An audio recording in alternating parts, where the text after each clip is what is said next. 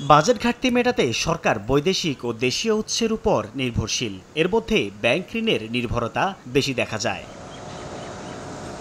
চলতি অর্থবছরে ঘাটতি মেটাতে 1,37,500 কোটি টাকার ব্যাংক ঋণের বিপরীতে 12 মে পর্যন্ত নেওয়া হয়েছে 1,08,371 কোটি টাকা।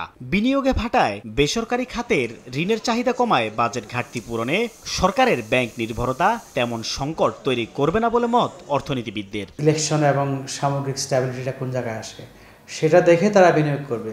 ফলে যেহেতু বিনিয়োগের দিক থেকে চাহিদার দিক থেকে একটা স্লোনেস বা স্লথগতি আছে, সেদিক থেকে হয়তো সরকারের ব্যাংক থেকে বরোয়িংটা অত বেশি প্রভাব নাও ফেলতে পারে। নতুন অর্থ বছরের বাজেটের আকার হতে পারে 7,90,000 কোটি টাকা, সম্ভাব্য ঘাটতি 2,26,000 কোটি টাকা, আর ব্যাংক ঋণ 1,25,000 কোটি টাকা। ব্যাংকাররা বলছেন, বর্তমানে ঋণ চাহিদা কম থাকলেও রাজনৈতিক স্থিতিশীলতা আসলে পরিস্থিতি পাল্টে যাবে। সরকারকে এটা বিবেচনায় নিতে হবে। সংকট তখনই দেখা দেবে যখন ব্যবসা বাণিজ্য চাঙ্গা হবে, বিনিয়োগ বাড়বে এবং ব্যবসায়ীরা যখন ব্যাংক থেকে ঋণ নেওয়ার চেষ্টা করবেন, তখন ব্যাংকগুলোর লিকুইডিটি ক্রাইসিস দেখা দিতে পারে। যেহেতু আগের সরকারের নেওয়া বড় প্রকল্পগুলো কাটছাট হচ্ছে, তাই এবারে উন্নয়ন বাজেটে ব্যয় কমছে। এতে ঋণের চাপও কমবে বলে মত কেন্দ্রীয় ব্যাংকের। সরকার প্রকল্প প্রণয়নের ক্ষেত্রেও বাস্তব ভিত্তিক প্রকল্প মূল্যায়ন করবে।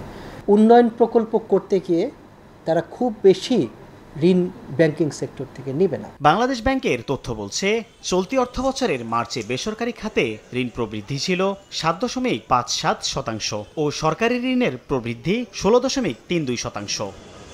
ব্যাংক ব্যবস্থা থেকে সরকার অধিক পরিমাণ ঋণ নিলে বেসরকারি খাতের ঋণ প্রবৃদ্ধির উপর নেতিবাচক প্রভাব পড়ে, আর এই ঋণের সুদ বাবদ বিপুল পরিমাণ অর্থ ব্যয় করতে হয় সরকারকে, যা মূলত রাজস্ব সংগ্রহের অর্থ। আসছে বাজেটে এ সকল বিষয়ে সতর্ক থাকার পরামর্শ খাত সংশ্লিষ্টদের। সাইফুল ইসলাম, সময় সংবাদ, ঢাকা।